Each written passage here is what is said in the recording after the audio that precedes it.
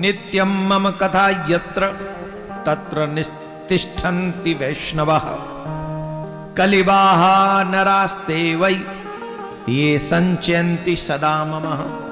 जहां नित्य मेरी कथा होती है वहां विष्णु पार्षद प्रहलाद आदि विद्यमान रहते हैं। अब यहां पर कथा हो रही है तो प्रहलाद जी आदि जितने भी भगवान नारायण के सच्चे भक्त हैं वो यही हैं। अब आप ये कह रहे होंगे कि भगवान की कथा तो कई जगह हो रही है, तो वो कहां कहां होंगे? वो एक रूप में थोड़ी है, वो अनंत रूपों में है। जैसे भगवान के रूप अनंत हो जाते हैं वैसे उनका भी रूप अनंत हो जाता है। तो जहां जहां भगवान की कथा होती है वो विष्णु पार्षद भगवान के परम वैष्णव भक्त हर जगह पहुंच जाते हैं।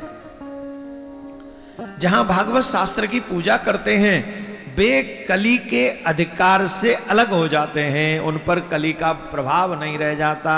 जो भागवत सुनते हैं और भागवत जी की पूजा करते हैं।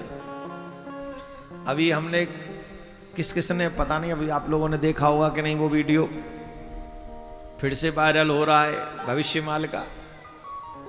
अभी हमने 1-2 दिन पहले कनाडा में बोल दिया था तो फिर वो लोगों ने डाल दिया और फिर चल रहा है वो 25, 26, 27 ये खतरनाक सालें मानवता के लिए हैं। यहां पर बहुत बड़ा जड़मूले, बहुत बड़ा विनाश होगा। मैं नहीं कह रहा हूं, अगर ये हो तो भी श्रेय भविष्य मालिका को ही जाना चाहिए। मैं तो सिर्फ वहां से इंगित कर रहा हूं आपको। लेकिन उस समय भी बच जाएंगे कौन? क्योंकि यहां देखो ये क्या प्रमाण है, जो भागवत की शरण में रहेंगे, जो भगवान की भक्ति करेंगे, जो गोविंद को अपना मानेंगे, जो उनका नित्य पूजन पाठ करेंगे, आरती करेंगे, भजन करेंगे, सत्संग सुनेंगे, तो क्या होगा? बोले उन पे कलयुग का प्रभाव ही नहीं होगा। तो जब कलयुग का प्रभाव नहीं होगा तो प्रलय का भी प्रभाव नहीं होगा। वो अपना पूरा स्वस्थ जीवन जीवें। तो अपने लिए नहीं तो अपने जीवन के लिए ही भगवान के सच्चे प्रेमी बन जाओ, सच्चे दीवाने बन जाओ। राधे राधे बोलना पड़ेगा और जोर से बोलना पड़ेगा। अब जो नास्तिक लोग हैं, जो भगवान की कथा नहीं सुनते, वो भी सुन ले एक बात। जो भागवत को सुनना पसंद नहीं करते, उन्हें अच्छा नहीं लगता कि वो भागवत सुने, वो सुनते नहीं है भागवत, उनका अनुराग नहीं है भागवत सुनने में। और ना ही भागवत अगर गलती से बैठ जाएं तो वो कभी प्रसन्न नहीं होते भागवत में बैठकर। ऐसे लोगों की बात भी लिखी है भागवत में, सुना दें? क्या लिखी है? सुनो।